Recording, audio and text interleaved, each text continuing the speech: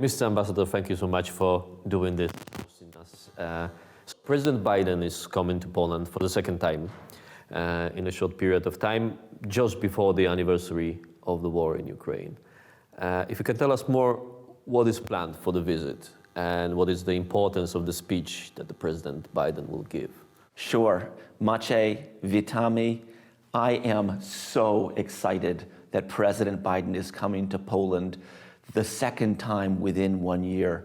And this is a historic inflection point in terms of the American-Polish relationship, because it speaks to a raising of our collaboration to a level like never before.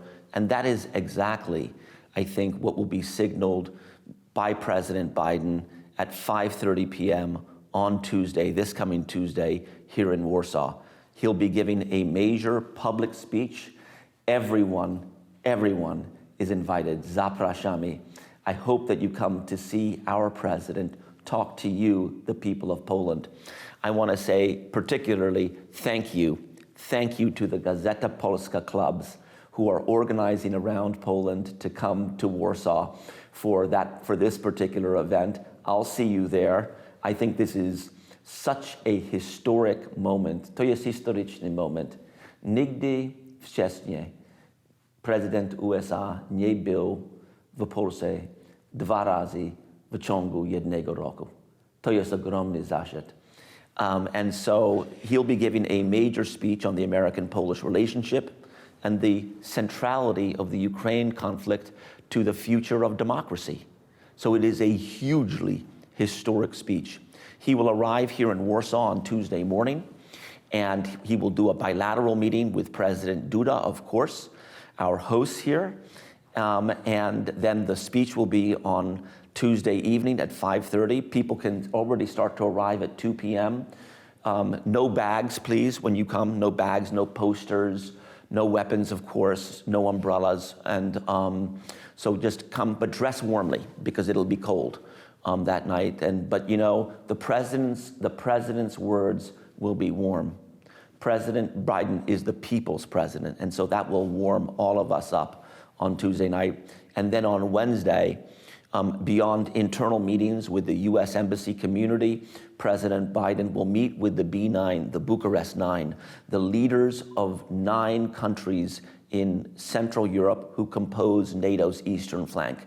And that will be an opportunity for him to listen and learn, and also to share, to listen and learn as to the security needs and security posture of our eastern flank allies, and to convey what it is that we will do next.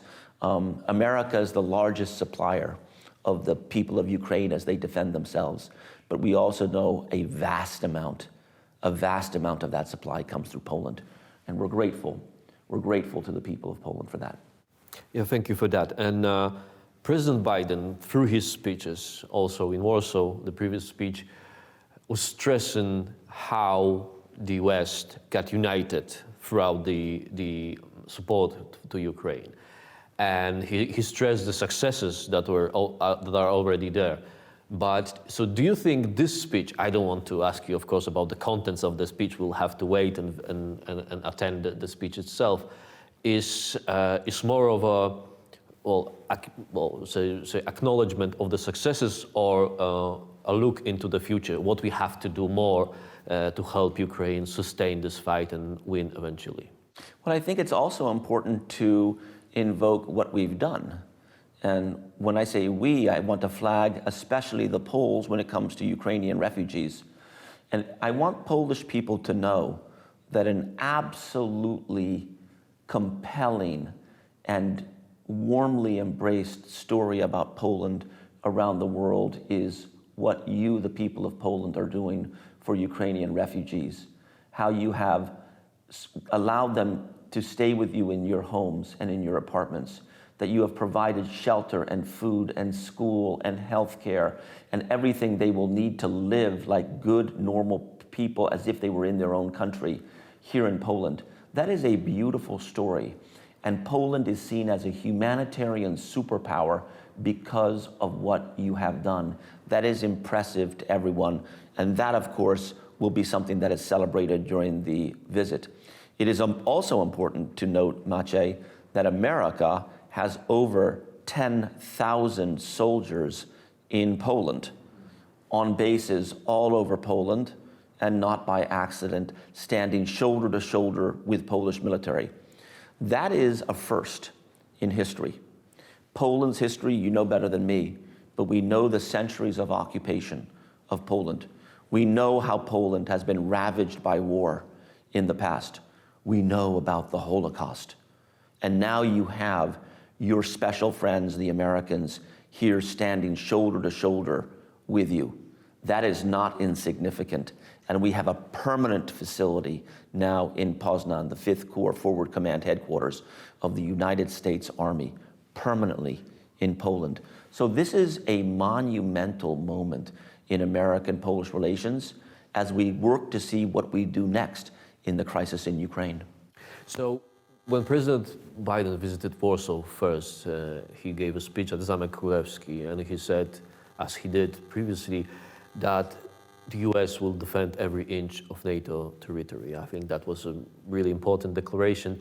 But also, do you think that the message has to be reiterated now, and also the reassurance has to be reiterated that even after a year of the war, and we don't know how long the war is going to take into the future, the reassurance is there, the assurances are there, the guarantees of the security of Poland and also the whole eastern flank of NATO are there?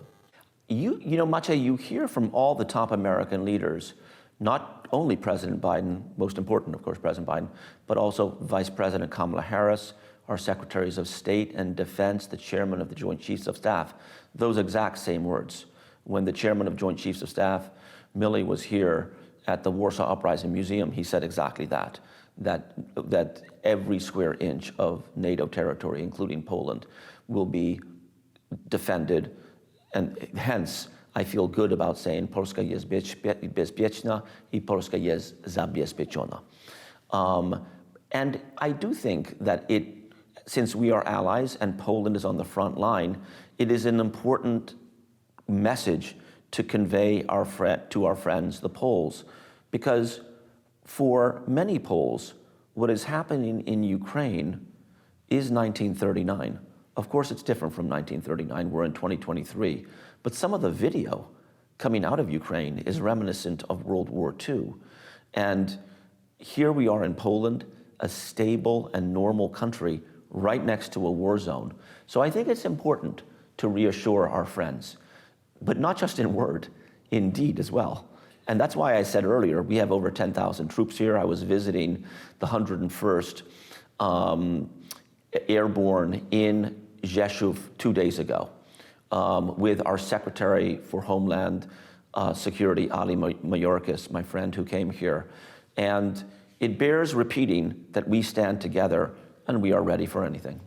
So lastly, there are big discussions among the Western community about what will go to Ukraine next. There are discussions about jets, different types of military kit that can go to Ukraine. Do you think, and I don't want to ask you about the details, but do you think that this visit will bring any sort of declaration from the US president on that? What is the plan for the coming months? I don't want to get in front of my president, but I think visually and in fact, this visit will show a unity of purpose between the Americans and the Polish people, and a shared definition of the threat as our president speaks directly to the people of Poland at Arkady Kubiackiego with a historic speech on Tuesday night. It will be cold, dress warmly, but don't miss it. This is a once-in-a-lifetime moment, and I hope to see you there. Witamy. Mr. Ambassador, thank you for hosting us on the Saturday and showing us your beautiful dogs. Thank you. This is Daisy. This is Daisy, and Ted is there. She's very tired after sleeping all night. That's how the dog. Thank you so much, and we hopefully will speak to you soon. Okay, thank you.